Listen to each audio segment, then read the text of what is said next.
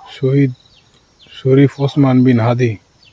তিনি শত্রুর সাথে ইনসাফ করতে চেয়েছিলেন, সেই শত্রুর গুলিতে তার মৃত্যু হয়। মৃত্যু শুধু একজন হাদির হয়নি, মৃত্যু হয়েছে বাংলাদেশের সার্বভৌমত্বের, মৃত্যু হয়েছে বাংলাদেশের মানচিত্রের, মৃত্যু হয়েছে বাংলাদেশের শাসন ব্যবস্থার, মৃত্যু হয়েছে বাংলাদেশের নিরাপত্তার। ভারত থেকে এসে কেউ হাদির মাথায় গুলি করেনি।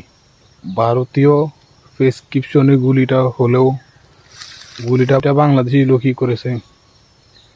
তাই ভারতকে দোষ দেওয়ার আগে দোষ বাংলাদেশের ভিতরে গাপটি মেরে থাকা দেশদ্রোহীর দেওয়া উচিত।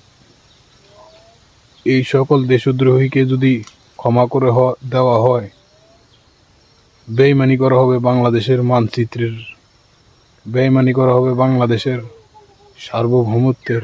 তাই বাংলাদেশের আনাচে কানাচে ঘাপটি মেরে থাকা এই রকম দেশদ্রোহীদের ফাঁসি যতদিন পর্যন্ত নিশ্চিত করা যাবে না, ততদিন পর্যন্ত বাংলাদেশে দ্বিতীয় কোনো হাদি তৈরি হবে না।